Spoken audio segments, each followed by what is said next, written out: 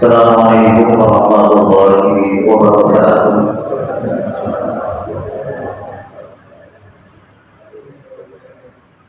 Alhamdulillah, nahmaduhu wa nasta'inuhu wa nastaghfiruh wa na'udzu billahi min shururi anfusina wa min sayyiati a'malina. Man yahdihillahu fala mudilla lahu wa man yudlil fala hadiya lahu.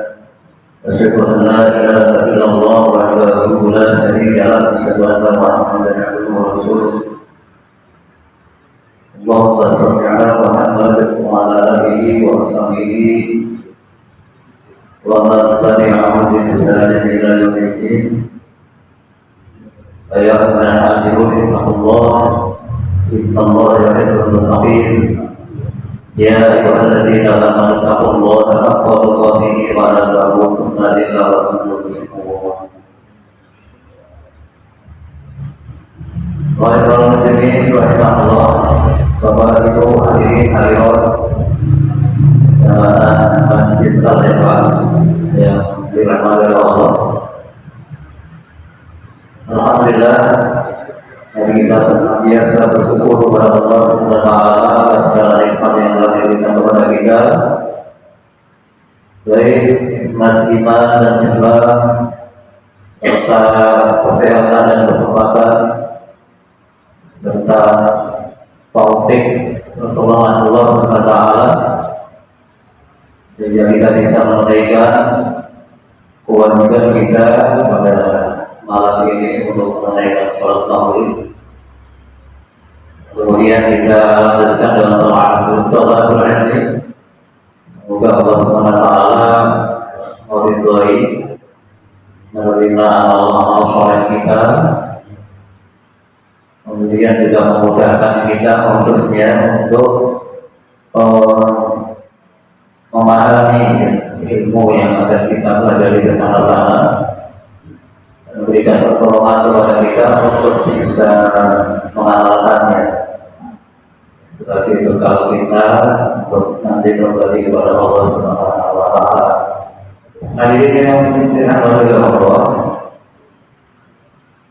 sebelum kita mulai kajian kita, mari terlebih dahulu kita membaca basmalah bersama-sama. Bismillahirrahmanirrahim. Sebelum kita lanjutkan pada tema berikutnya, yaitu tentang zikir ketika azan. Kemarin saya ada PR ya. Jadi PR kemarin saya juga Allah akan sampaikan pekan ini tentang pertanyaan jika imam dalam keadaan berhadas tapi dia lupanya itu baru ingat setelah sholat selesai, maka sudah pulang ya baru ingat. Maka bagaimana keadaan baik imam kemudian ulama ya. Bapak Ibu, jadi ketika ada imam yang saat itu mengimami sholat jamaah, sedangkan dia sebenarnya telah berhadas tapi lupa, belum wudu atau wudu sudah batal, lupa dan ulangi wudunya. Dan ketika imam itu ingat di tengah-tengah sholat, ya maka berlaku bagaimana imam batal di tengah-tengah sholat. Maka imam menunjuk makmum untuk menggantikannya. Itu kalau ingatnya di tengah sholat, tidak perlu diulang dari awal. Jadi melanjutkan makmum yang ditunjuk untuk menggantikan imam itu kemudian melanjutkan sholat menggantikan imam. Nah kalau tadi ingatnya rampungan ya bahwasanya sudah selesai bahkan sudah di tempat lain, Maka bagaimana si imam dia harus mengulang sholat dulu dan sholat. Nah, bagaimana makmumnya? Makmumnya sholatnya sah, tidak perlu mengulang. Kemarin ada pertanyaan, kalau kemudian makmumnya dengar itu kemarin itu imamnya batal loh, misalnya ini perlu mengulang, tidak. Kecuali pandangan juga itu batal. Artinya ketika mengatakan makmumnya dalam keadaan tidak perlu mengulang. Karena apa? Karena tidak disengaja. Jadi imam melawan itu tidak disengaja karena lupa. Dan ingatnya sudah selesai. Jadi itu ya mengenapi jalan yang kemarin, hadis yang lalu. Kalau tidak deh, benar aku deh.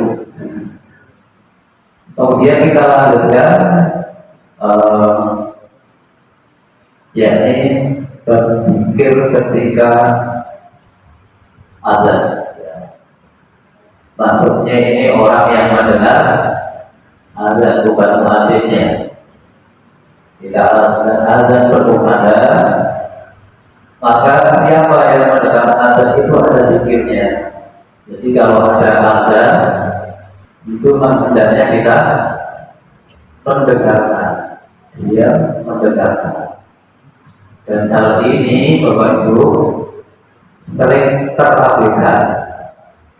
Kadang ada suara azan itu bisa dikromo, ya kromo azan bisa dinombol. Nah ini adalah bagaimana ketika kita mendengar azan, zikir-zikirnya masuk seperti itu. Bagi orang yang mendengar azan dari muadzin, maka disunahkan baginya siapapun yang mendengar, yaitu untuk berzikir. Di antaranya zikir sebagai berikut. Yang pertama, ketika kita mendengar azan, maka kita mengucapkan sebagaimana yang diucapkan oleh muadzin. Nah, ini kalau kita tidak perhatikan juga itu mau kalau kita tidak mendengarkan, perhatikan muadzin ini moto asyhadu anna Muhammadar Rasulullah. Sing rumah kene kira-kira. Ya apa ya? Guru dalamnya hanya gampang.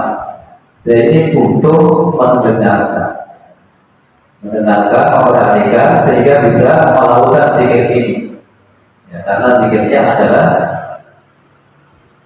mengucapkan apa yang diucapkan oleh muadzin. Ketika muadzin Allahu Akbar, kita yang mendengarkan kemudian mengucapkan juga Allahu Akbar, Allahu Akbar. Nah, hari ini Bapak Ibu hadirin adalah berdasarkan hadis-hadis Rasul Shallallahu Alaihi Wasallam.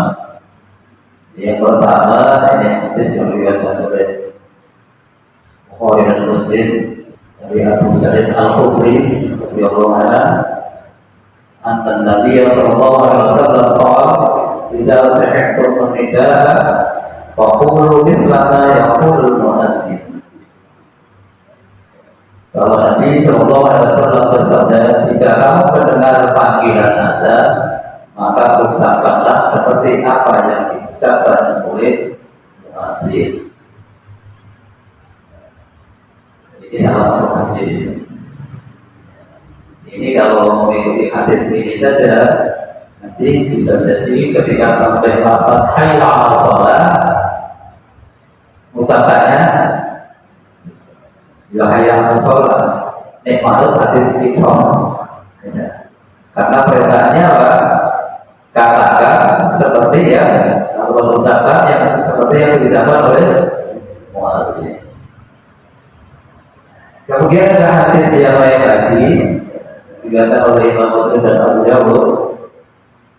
Nah, ini lebih jelas, artinya apa yang diucapkan oleh seorang yang benar ada anak Nabi Sallallahu Alaihi Wasallam kita qala al-muadzin Allahu Akbar Allahu Akbar wa qala ahadukum Allahu Akbar Allahu Akbar. Jadi silakan satu persatu kalimat. Bahwa Nabi SAW bersabda jika muadzin mengatakan Allahu Akbar Allahu Akbar dan salah seorang di antaramu hendaklah mengatakan Allahu Akbar Allahu Akbar. Qala asyhadu an la ilaha illallah qala asyhadu an la ilaha illallah. Kemudian kalau diucapkan asyhadu an la ilaha illallah, maka kita sudah mengucapkan asyhadu an la ilaha illallah. Ketika mengucapkan asyhadu anna Muhammadar Rasulullah, juga mengucapkan asyhadu anna Muhammadar Rasulullah. Thumma qala hayya 'alas shalah, qala la haula wala quwwata illa billah. Kemudian ketika muadzin mengucapkan hayya 'alas shalah, maka kita yang mengucapkan bukan hayya 'alas shalah, tetapi la haula wala quwwata illa billah. Demikian pula ketika hayya 'alal falah, kita mengikutinya la haula wala quwwata illa billah. Kemudian ketika ucapan Allahu Akbar Allahu Akbar akhir, maka juga kita ucapkan Allahu Akbar Allahu Akbar la ilaha illallah, kita ucapkan juga la ilaha illallah. Nah, di sini siapa yang mengucapkan demikian, zikir ketika dengan muadzin mengatakan ada dan mengucapkannya itu Rasulullah min qalbihi dakhala jannah. Kalau orang itu mengucapkannya betul-betul dari dalam hatinya, maka orang itu akan masuk surga. Karena yang diucapkan itu kalimat zikir dan kalimat thayyibah, kalimat tauhid. Kalau kita apa itu hayati satu persatu tentang kalimat-kalimat ini, zikir-zikir yang ada pada azan ini, kalimat-kalimat yang luar biasa, berat timbangan. Maka kalau kita mengucapkannya dengan benar-benar dari dalam hati kita, Rasulullah mengatakan orang itu akan masuk surga. Sebenarnya itu banyak amal-amal yang terpilih, tapi punya pahala yang besar. Waktu kita pelajari orang juga ada ya, ucapannya sepele tapi pahalanya besar, yaitu doa setelah wudu. Masih kan? Setelah wudu kita baca asyhadu an la ilaha illallah wahdahu la syarika lah wa asyhadu anna Muhammadan abduhu wa rasuluh. Allahumma ja'alni minat tawabin wa ja'alni minal mutatahhirin. Rasulullah mengatakan sebenarnya boleh. Jadi diingatkan biar kita termotivasi beberapa kali, karena apa? Ternyata pahalanya besar. Maka akan dimasukkan ke dalam surga dari pintu yang mana saja. Surganya ada 8 pintu yang akan pilih. Oke, Pak, kita pilih dengan doa itu. Ya, ini di antara apa ini? Beribadah itu perhatikan hal yang ketiga. Jadi yang menyatakan bahwa zikir mengikuti azan yang muadzin seperti tadi, ya di menurut Imam Nawawi, maka hukumnya sunnah, disunahkan bagi para umatnya. Ada pun ketika tadi muadzin mengucapkan hayya 'alal shalah, hayya 'alal falah, kita menyambutnya dengan kalimat la haula wala quwwata illa billah. Ini adalah mengandung arti karena itu adalah sebuah ajakan, bukan mata-mata pikir yang Allah, tapi seruan yang ajakan untuk memberikan sholat dan ajakan untuk meraih kemenangan, menuju kemenangan. Maka ketika kita diajak untuk melakukan kebaikan, amal soleh, itu tidaklah mudah kecuali kita mendapatkan pertolongan atau taufik dari Allah Subhanahu wa Ta'ala. Maka itu adalah bentuk penyerahan diri, penyerahan yang mutlak diri kita kepada Allah Subhanahu wa Ta'ala. Sebab betapa banyak Bapak Ibu yang mendengar azan, mendengar seruan hayya 'alal shalah, hayya 'alal falah, tapi tidak sanggup untuk mendatanginya.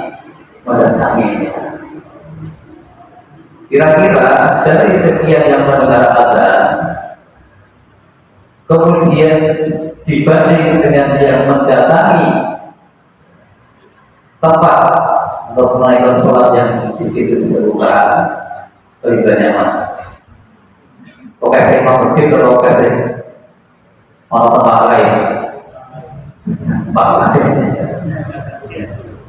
Nah, itu betul-betul tadi itu adalah berupa taufik Allah, pertolongan Allah Subhanahu wa Ta'ala.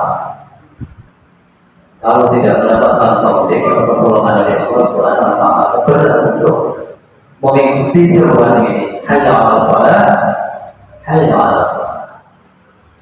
Maka bagi kita yang mendengar dengan mengucapkan kalimat ini, kita tidak semata-mata menyerahkan pada diri kita sendiri, kemampuan diri kita sendiri, tapi kita menyerahkan kepada Allah SWT untuk menolong kita supaya kita bisa melakukannya. Ini dari sebuah azan yang mendengar kemudian menyambutnya tidak banyak, kemudian yang menyambutnya pun yang tadi apa itu nanti betul-betul akan dijamin dengan masuk surga sudah berkurang lagi, karena tadi kan syaratnya adalah mengucapkan kalimat itu dari dalam hatinya, bukan cuma sekedar lisannya, namun begitu. Kemudian yang menyambut, mendatangi, kemudian dia melakukan sholat juga belum tentu lolos dari ajakan yang kedua untuk meraih al-falah, kesuksesan. Hayya 'alal falahnya terpenuhi, mau main sholat. Tapi ketika ajakan yang kedua hayya 'alal falah ini, belum tentu semua orang kemudian bisa meraihnya. Maka kalau la haula wala quwwata illa billah itu penting. Dan Biasanya orang yang gagal meraih al-falah, mereka menunaikan sholat, mendatangi panggilan sekuat sholat, tapi gagal meraih al-falah, artinya kemenangan, keberuntungan karena dia bisa melakukan sholat. Para ulama mengatakan ini adalah penyakit ujub. Dan ada orang Rasulullah yang juga mengingatkan kepada kita. Ya, ini apa tadi? Ujub. Ujub itu bangga terhadap diri sendiri.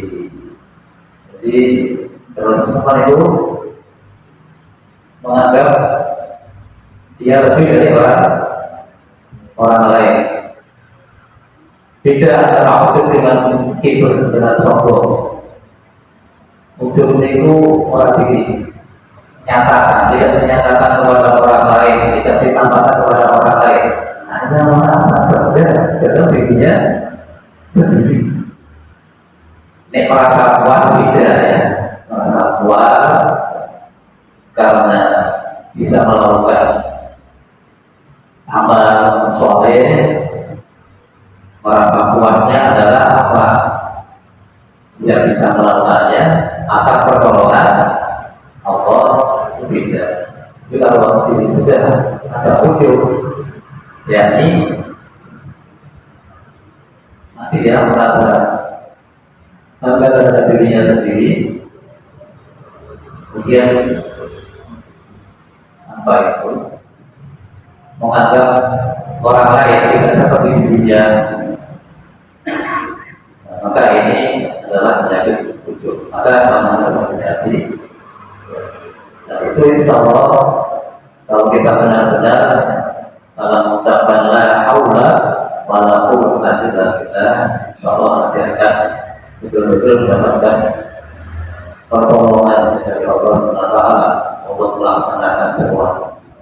Jadi sholat kita untuk meraih kemenangan pahala yang besar yang disediakan oleh Allah SWT, tidak diliputi penyakit-penyakit ujub, riya, fitnah. Nah, ini penyakitnya sehingga sakit dan darah. Nah, kemudian siapa saja yang disunahkan untuk menyahut atau apa tadi mengikuti, menentukan suara azan dari muadzin, yakni bagi semua pendengar, baik yang suci maupun yang berhadas. Berbatal dengan informasi apa itu dalam keadaan perahu berbusi, dalam keadaan hadas boleh, dalam keadaan junub berhadas besar, ya, maupun kecil ataupun haid bagi wanita, karena itu merupakan zikir. Dikecualikan yaitu satu orang yang sedang dalam keadaan sholat. Nah, yang baru sholat tidak perlu menjawab dan tidak perlu membatalkan sholatnya. Sholat bersolat kok terus muadzin azan atau di sholat biasanya Jumat ya, biasanya satu tidak orang yang sedang keadaan sholat. Kemudian yang kedua, orang yang sedang berada dalam WC, toilet, kampus atau sejenisnya, tempat buang adatnya, di akar di kaki. Di kumpul mengkel mawon untuk nyawa ya. Mana boleh? Ya kumpul yang untuk nyawa, untuk orang boleh. Boleh nyawa di situ. Kemudian yang ketiga adalah orang yang sedang zina, bersenggama atau bersetubuh. Gimana mau berjalan? Uang sekolah ada di rumah kelawan lagi. Tidak sah mengikuti itu.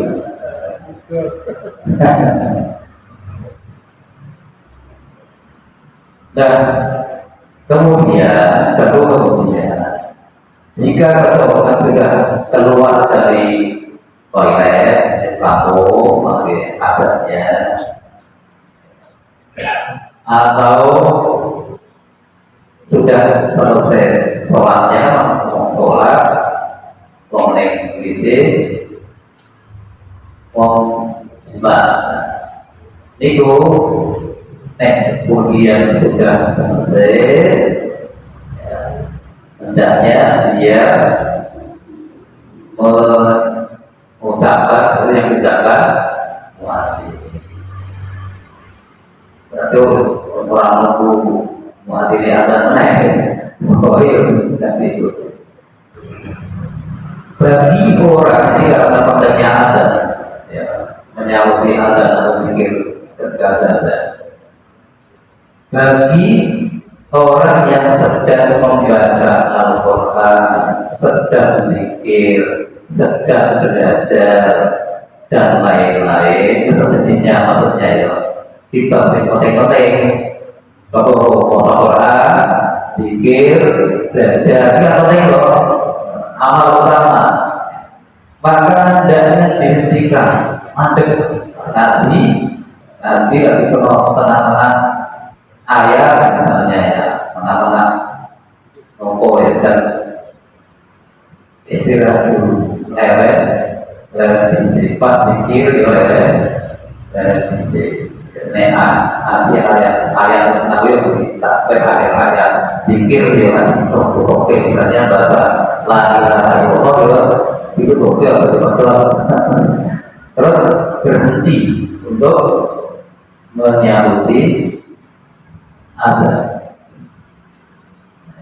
Lalu setelah selesai, monggo ya hendaknya dilanjutkannya.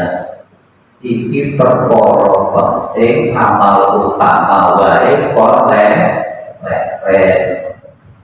lah kok lakoni perkara sing ora penting kok ya ora umume ngoten niku. Lagi ngobrol seru-seru ini kok dan dia jadi ning ora krungu ora krungu nek krungu kan yang ngobrol krungu ora ngobrol kakak ini wajah saudara kita krungu tapi ora krungu jika bagi betul-betul membenarkan Allah nanti samanya. Jadi ini pentingnya itu amal ibadah, amal soleh saja kita diperintahkan untuk menghentikan. Selain sholat tadi tentunya sholat memang boleh diperbuat dihentikan dulu. Kalau menaikkan tadi amalan yang berbeda lah, dengan mungkin oleh gampang, mungkin oleh gampang, dan ya dihentikan dulu. Menyauti azan sampai selesai. Nah, kemudian bila seorang masuk masjid kemudian mendengar azan masuk masjid, pak muadzinnya sedang azan, maka disunahkan ia menunggu muadzin itu sampai selesai mengumandangkan azannya. Nek baru sholat orang mandek ya. Tapi nek belum sholat sampai itu. Nek sholat lalu muadzinnya ada, maka tidak memutus sholatnya. Tapi kalau datang muadzinnya paksa dan menunggu. Nah itu ya, jadi itu sementara contoh itu yang saya sampaikan pikir tidak ada. Bahwa kita lanjutkan pengajaran dan semoga Allah SWT masih memberikan kesempatan dan memberikan kita untuk belajar bersama. sebelum saya tutup dari saya Saya tanya Ustaz. Assalamualaikum warahmatullahi wabarakatuh. Hukumnya kita menggunakan azan tapi dari ini yang kayak di TV radio, bahkan sekarang terutama lagi itu kadang-kadang sekarang banyak HP dan mengingat sholat itu pakainya suara azan. Nah kadang-kadang di tempat-tempat tertentu ketika lagi dengerin dikecilin, bahkan lebih banyak dimatiin. Nah itu hukumnya gimana? Atau perlu kita juga ikutin sesuai dengan hadis juga sunahnya? Terima kasih. Assalamualaikum. Yang pertama, ini Bapak Ibu mohon Bapak Ibu tidak menggunakan nada kering berupa azan, pakai alat kering yang lain saja. Dan dengan ada Al-Quran itu diganti nada kering yang lain saja. Sebab jadi itu ngaku suara azan sampai orang di rumah ini, ngaku suara Al-Quran juga pernah di rumah ini. Jadi aja dengan ya, kalau kita mendengarnya tidak ada apa itu tanggungan. Nah terus mana yang perlu kita perhatikan dan disunahkan untuk diperhatikan di bawah. Nah kita ini kalau pas jam azan itu mesti sholat azan dan dapat jadi mesti melihat ini apa tadi? Ya itu Bapak Ibu yang utama adalah azan yang berasal dari masjid di mana kita biasa sholat. Jadi nomor itu orang itu nyaur saben suara azan. Ini biasanya pertama dari arah mana itu akan 3 menit sebelumnya untuk proses ini. Nah, kita ini tidak itu.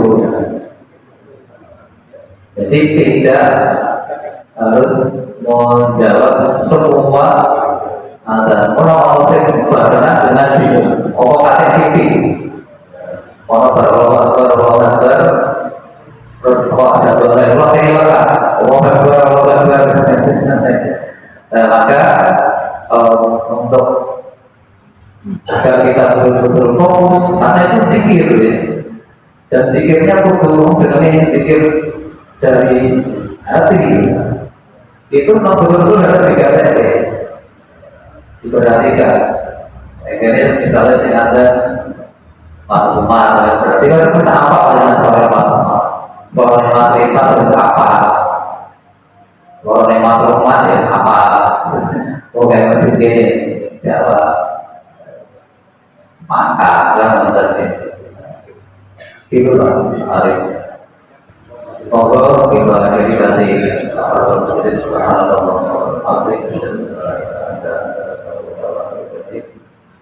Assalamualaikum warahmatullahi wabarakatuh.